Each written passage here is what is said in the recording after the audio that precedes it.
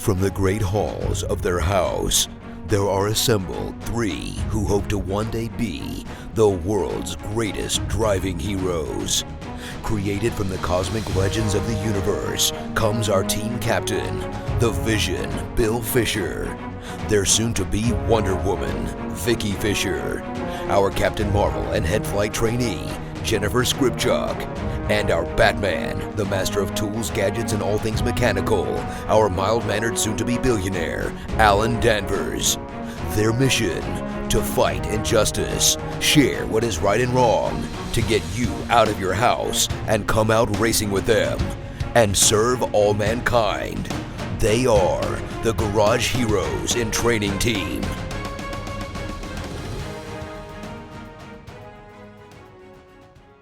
Dominating with Dawson. All right. Those Yankees. How about those Yankees? That's right. You know, I was thinking it's been a while. It's been a while since we've dominated. We need somebody to help us dominate. Oh, yeah? I do. Who's here?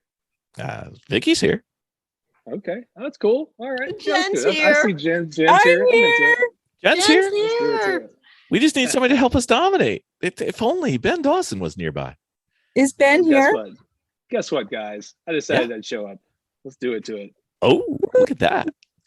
All right. Ben Dawson. I've got a question for Dominated with Dawson. All right. So, when you're walking around the paddock, especially HPDE 1, 2, everybody always says slow in, fast out. The way to go. However, personally, why be or when you can be and? Why not do fast in, fast out? Or maybe sometimes it could be better to do fast in, slow out. So the question is slow in, fast out for real? Is it always that way? Or is it just a good starting point to think about in the beginning? I hear that all the time too, and it's never anything that I think about when I'm driving or something I try to apply.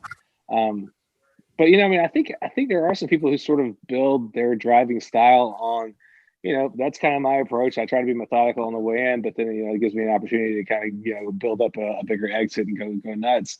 I've heard Juan Pablo Montoya interviewed about it, and he said his approach is always like in like a gentleman, out like a madman. So.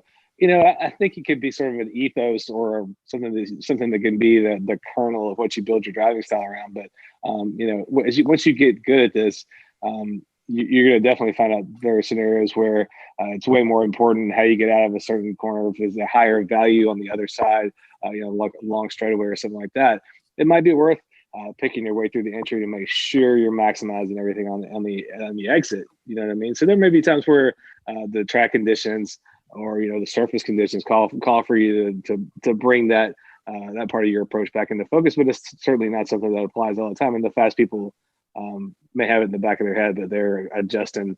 If they're fast and competitive, they're adjusting their approach to hey, I need to be fast in and slow out of this place if they have to.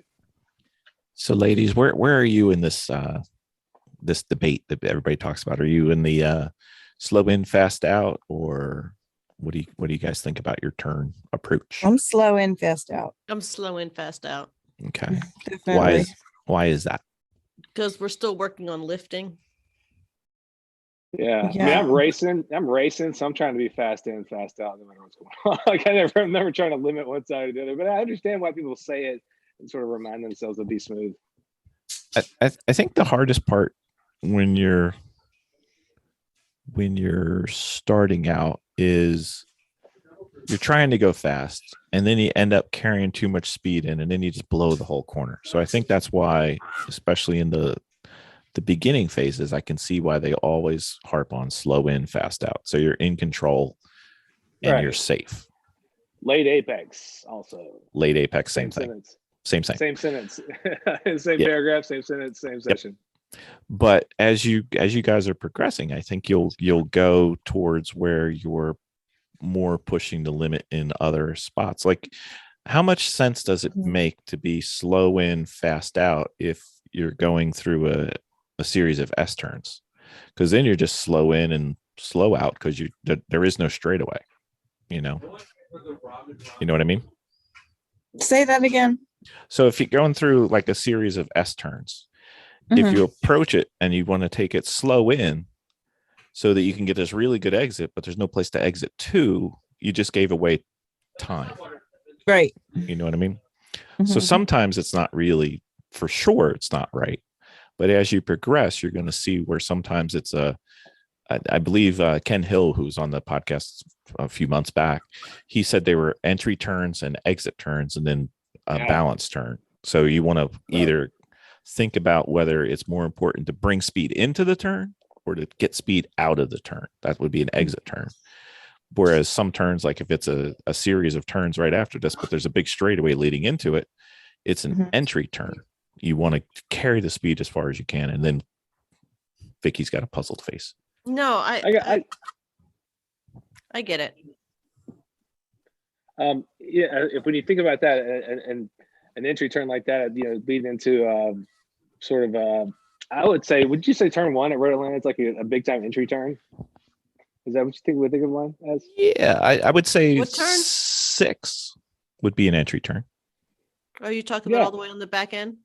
Yeah, all the way in the sort back. of that little, the funnest little horseshoe in the world back there.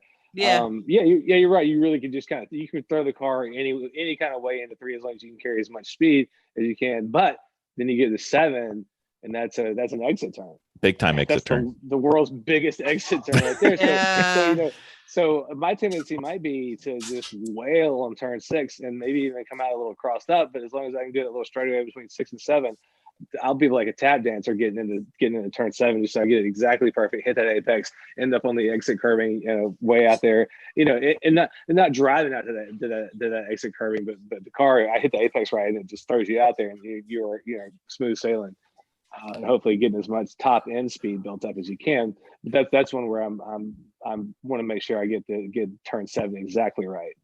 Turn 6, I can kind of throw it in there, a lane off the apex, a lane and a half off the apex, half on the curb. Anyway, through there, I'm still going to be able to carry pretty much the same amount of speed. Kind of, you know what I mean? Mm-hmm. Especially if you're racing somebody in there and you're racing on the inside or an outside, do it to it. So generically, in case people aren't familiar with Road Atlanta, that's a right hand, almost right angle turn with, in the cars that we drive, an infinitely long straightaway after it. Yeah. Right. So it's all about the exit, right? Don't really care about the entry speed. I mean, yes, you try and get entry speed, but if I'm going to give away something, I'm going to give away on the entry speed because I've got, I don't know, half a mile or more of straightaway after it. I don't even know. Yep. It's forever in our cars. It's like terminal velocity achieved. Exactly. So that's kind of why I say you guys, as you're progressing, and you'll do this naturally, is you'll realize that remember when it was get all your braking done in a straight line and then turn in. It's kind of a step in the progress, but it's not 100% of the time, every single time. Yes, there's still some turns where I'd still do that, but not many. So you do your shifting. You could do your shifting mid-turn. Yeah, I can. That's where it's got to be done. You can't. The first priority to me is be safe, and the second priority is don't blow up the engine. Yes. So you can't be going down a big straightaway, just start to touch the brake, and I got to get my shift done now because I don't want to do it in the middle of the turn because you'll blow up your engine because the engine's not slowed down. So I shift where I need to shift. I need to shift to be able to get back on the gas. And as long as I have it shift complete before that, I'm good. You match the revs, you make sure that everything is nice and stable, you don't upset the car. But I only need to be in gear when I'm going back to gas. I don't need to be in gear while I'm still on braking. So does that make sense, Ben? Or is that philosophically wrong? It's absolutely right. So the thing I'm always concerned about first is getting the car's speed managed. I mean, typically, I'm going to leave the car in gear, whatever gear I am, even if I'm slowing down. I'm not going to grab the downshift to the last second right before I need the throttle. That lets me, a lot of times that'll let me skip down from fifth to third, and it gives you plenty of time to make sure you're getting in the right gear. And you're not rushing it. A lot of the rookie mistakes is like Bill said, as soon as you start braking, you want to zing the motor really high and match your revs, and you don't need to do it early in the braking zone. You want to do it at the very end, right before you want to re-engage the drive and start using the throttle again. So Vicky, I have a request for you. Yes. Besides giving the if then game another chance at some point in the future. It's been a long day. Can you wear those wristbands and take some ginger pills and come out with me or somebody? Yes, I can. At the next event, because I think Yes. you've gotten to a point where you understand perfectly what you understand. Mm-hmm. But there's the next step that you're just not seeing, and unless you see it, you're not gonna get it. Okay. I think you've plateaued yourself. It happens. It does, for sure. Don't plateau, Vic. That's right. I'll do my best. I've got somebody who'll witness that driving with me as their instructor is not that bad, right, Jen? I got. Debbie will beg to differ. I got to keep aspiring to be as good as you. No, stop. You should aim much higher than that. So, all right. That sounds like a good. I hear the water running on that one. I know. She already threw me under the bus on the Debbie disagrees. Anyway, you know what I think the problem with the if then game is, Ben? What's that? I don't think I should be the one asking the question because Vicky doesn't listen to me. So it's like, yeah, maybe we repackage it where I run the whole scenario through. We'll figure it out. All right. Yeah, no big deal. Thank you, Mr. Dawson. Thank you. Thanks for having me. Oh, no worries.